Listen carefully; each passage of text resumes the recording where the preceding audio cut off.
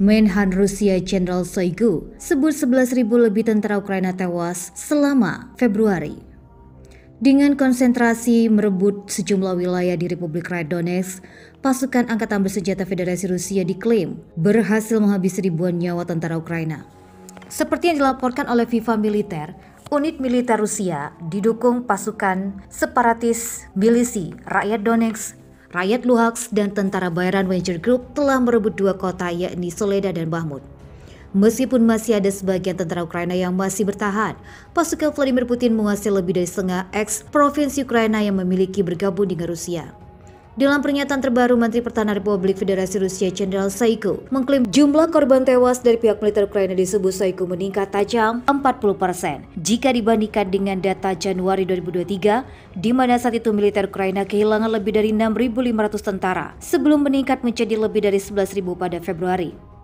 Menhan Shoigu mengatakan begitu sangat mengejutkan bahwa rezim Kiev acuh tak acuh terhadap rakyatnya. Dan rezim Kiev tidak memperhitungkan kerugian besar nyawa manusia demi kurator barat yang pada gilirannya prioritas Rusia tetap menjaga kehidupan dan kesehatan personel dan warga sipil. Dilansir dari kantor berita Rusia RIA Novosti, Shoigu kembali memperingatkan Amerika Serikat dan sekutunya untuk berhenti menyuplai senjata ke Ukraina, di mana sebagai bagian dari strategi AS untuk menghancurkan Rusia dengan kekuatan senjata negara barat, AS meningkatkan pasokan senjata dan peralatan militer ke Ukraina dan memperluas program pelatihan untuk personel tentara Ukraina. Menurutnya, pada saat yang sama dukungan NATO untuk rezim Kiev tidak membawa keberhasilan bagi pasukan Ukraina di medan perang. Dan sebaliknya, telah terjadi peningkatan kerugian yang cukup signifikan di antara personel angkatan bersenjata Ukraina. El País Spanyol melaporkan pada hari Senin bahwa Angkatan Bersenjata Ukraina menderita kerugian besar di Bakhmut. Terlepas dari kenyataan bahwa beberapa brigade terbaik mereka dikerahkan di kota itu. Sementara itu, The Wall Street Journal melaporkan pada hari Minggu bahwa militer Ukraina mengakui bahwa beberapa unit tentaranya yang paling terlatih telah dihancurkan di dekat Bakhmut dalam beberapa bulan terakhir. Meskipun data kerugian Ukraina dirahasiakan, namun beberapa tentara Ukraina mengakui kerugian tersebut. Meskipun militer Rusia dan sekutunya mengklaim telah berhasil merebut kota Bakhmut, Republik Rakyat Donetsk ternyata masih ada tentara Ukraina yang masih bertahan. Kabar masih adanya pasukan militer Ukraina di Bakhmut diungkap oleh penasihat Kepala Republik Rakyat Donetsk, Yan Gagin. Tak disangka Gagin menyatakan masih ada tentara Ukraina dalam jumlah besar 10.000 personel. Menurut Gagin, para prajurit angkatan bersenjata Ukraina memilih bertempur sampai mati karena posisinya sudah dikepung pasukan Rusia. Meskipun ada sejumlah tentara Ukraina yang memilih kabur dari Palangan, pasukan Ukraina yang cukup besar masih dikerahkan di Bakhmut sekitar 10.000 orang dan mungkin lebih.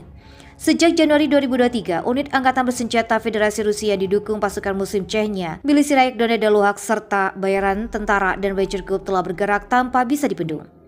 Pada Januari lalu, pasukan Ukraina yang merebut kota pusat tambang garam terbesar Kalakelak. Komandan militer Ukraina kemudian menarik pasukannya ke Bakhmut yang berjarak hampir 15 km.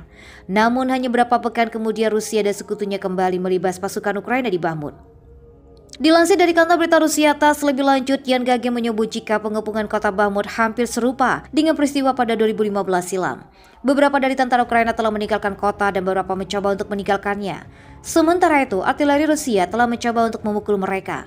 Sementara itu, pimpinan sekaligus pendiri tentara bayaran Rusia, Yevgeny Prigozhin, menyatakan pada pekan lalu, tepatnya pada 1 Maret 2023, Prigozhin menegaskan ada puluhan tentara Ukraina yang berada di Bakhmut, masih berjumlah cukup banyak.